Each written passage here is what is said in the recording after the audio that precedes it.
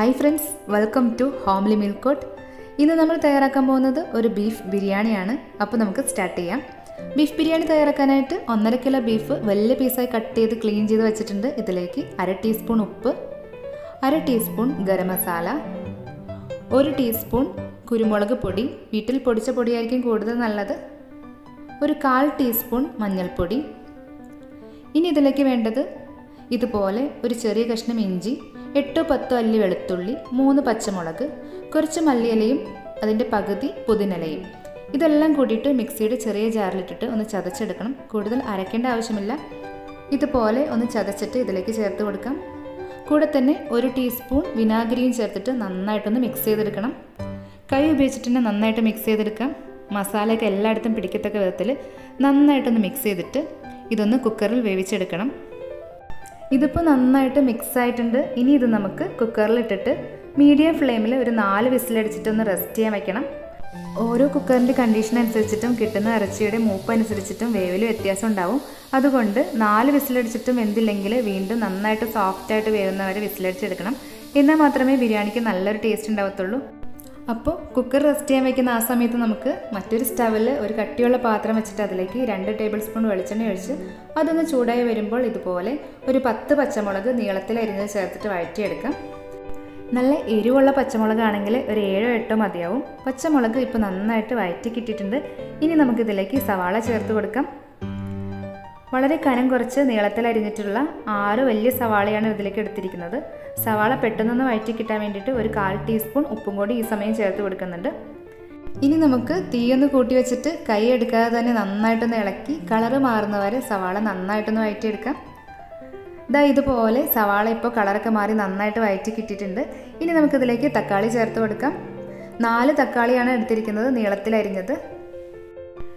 തക്കാളി എടുക്കുമ്പോൾ എപ്പോഴും കുറച്ച് പഴുത്ത തക്കാളി ആയിരിക്കും കൂടുതൽ നല്ലത്.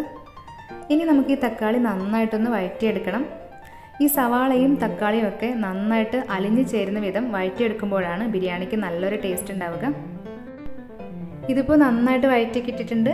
ഇതിലേക്ക് നമുക്ക് 3 മീഡിയം പീസ് ഇഞ്ചി ചതച്ചതും ഒരു 4 കുടം വെളുത്തുള്ളി ചതച്ചതും കൂടി ചേർത്ത് കൊടുക്കാം.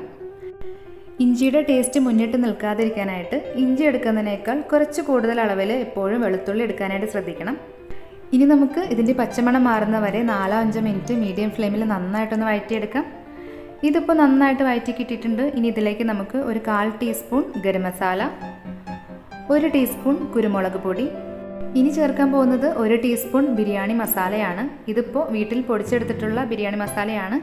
മാർക്കറ്റിൽ നിന്ന് കിട്ടുന്ന ബിരിയാണി മസാല വെച്ചിട്ട് നമുക്ക് ഈ ബീഫ് ബിരിയാണി തയ്യാറാക്കാം. അതല്ല നിങ്ങൾക്ക് ഈ ഒരു മസാലയുടെ റെസിപ്പി ആവശ്യമുണ്ടെങ്കിൽ ഇതിൻ്റെ ഇൻഗ്രീഡിയൻസ് എന്തൊക്കെയാണെന്ന് ഞാൻ ഡിസ്ക്രിപ്ഷൻ ബോക്സിൽ കൊടുത്തിട്ടുണ്ട്. അത് ചെക്ക് ചെയ്തിട്ട് മസാല തയ്യാറാക്കാവുന്നതാണ്. വീഡിയോ കുറച്ചൊന്ന് ലെങ്തി ആയതുകൊണ്ടാണ് മസാലയുടെ പ്രിപ്പറേഷൻ കാണിക്കാതിരുന്നത്. ഡീറ്റെയിൽ ആയിട്ടുള്ള വീഡിയോ പിന്നീട് ചെയ്യുന്നതായിരിക്കും. അപ്പോൾ നമ്മുടെ മസാലയൊക്കെ നന്നായിട്ട് മിക്സാക്കി കൊടുത്തിട്ട് അതിലേക്ക് 1 ടേബിൾ സ്പൂൺ നാരങ്ങ നീര് ചേർത്ത് കൊടുക്കാം.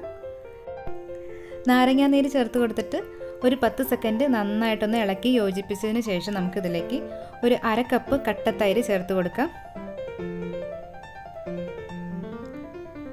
കട്ടത്തൈര് ചേർത്തിട്ട് വീണ്ടും നന്നായിട്ടൊന്ന് ഇളക്കി യോജിപ്പിച്ചെടുക്കണം. ഇനി ഇതിലേക്ക് നമുക്ക് കുറച്ച് മല്ലിയിലയും കുറച്ച് പുതിനയിലയും കൂടി ചേർത്ത് കൊടുക്കാം. ഇതിലിപ്പോൾ കറിവേപ്പില ചേർത്ത് കൊടുത്തിട്ടില്ല. കറിവേപ്പില ചേർക്കാൻ ഇഷ്ടമുള്ളവർക്ക് ഈ സമയം കറിവേപ്പില ചേർക്കാവുന്നതാണ്.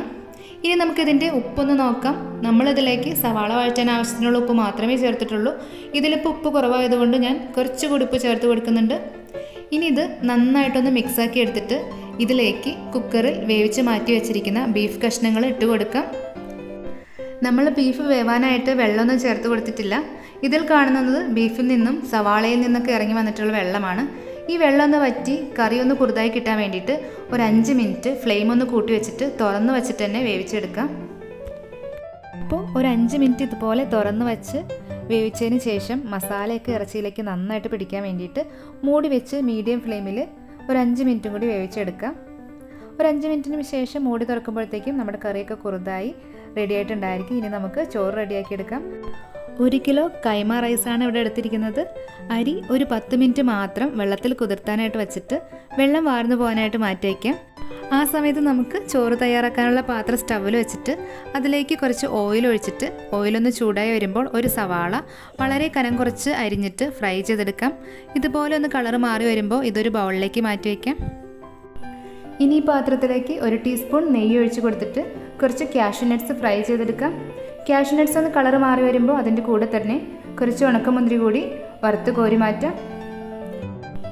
ഇനി ഇതിലേക്ക് ഒരു ക്യാരറ്റ് ഇതുപോലെ ചെറുതായി അരിഞ്ഞത് ഒന്ന് ഫ്രൈ ചെയ്തെടുക്കാം. ഇതെല്ലാം ഒരു സൈഡിലേക്ക് നമുക്ക് മാറ്റി വയ്ക്കാം. ഇതേ പാത്രത്തിലേക്ക് തന്നെ 1 ടീസ്പൂൺ നെയ്യും 1 ടീസ്പൂൺ ഓയിലും കൂടി ഒഴിച്ച് കൊടുത്തിട്ട് ഇതൊന്ന് ചൂടായി വരുമ്പോൾ ഇതിലേക്ക് 3 ഏലക്കായ, 3 ഗ്രാമ്പു, 1 കഷ്ണം പട്ട ഇതെല്ലാം ഇട്ടിട്ട് നന്നായിട്ടൊന്ന് ഫ്രൈ ചെയ്തെടുക്കണം. ഇതിൻ്റെ കൂടെ തന്നെ ഒരു ചെറിയ ക്യാരറ്റ് കൂടി ചെറുതായി അരിഞ്ഞ് ചേർത്ത് കൊടുക്കുന്നുണ്ട്.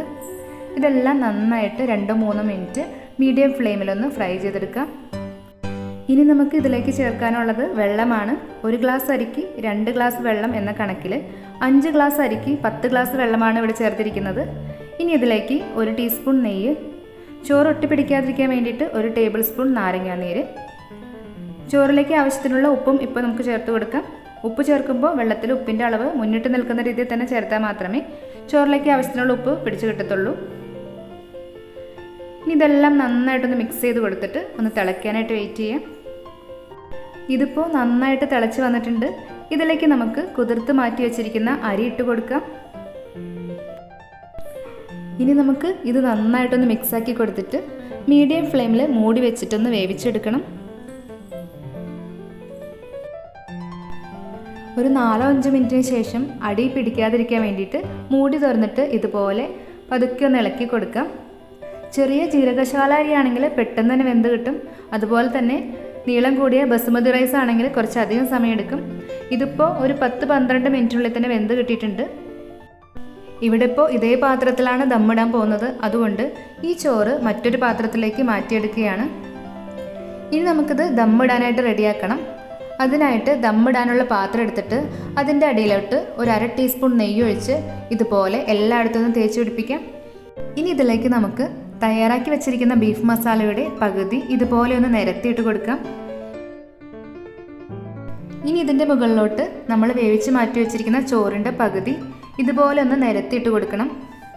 ചോറിട്ട് കൊടുത്തതിന് ശേഷം നന്നായിട്ടൊന്ന് അമർത്തി കൊടുത്തിട്ട് അതിൻ്റെ മേലോട്ട് ഫ്രൈ ചെയ്ത് വെച്ചിരിക്കുന്ന സവാളയും കാഷ്യൂ നട്ടും ഉണക്കമുന്തിരിയും ക്യാരറ്റും കുറച്ച് മല്ലിയിലയും പുതിനയിലയും കൂടെ തന്നെ നമ്മൾ പൊടിച്ചു വെച്ചിരിക്കുന്ന ബിരിയാണി മസാലയിൽ നിന്നും ഒരു 1/2 ടീസ്പൂൺ കൂടി ഇതിലേക്ക് ഇതുപോലെ വിതറി കൊടുക്കാം.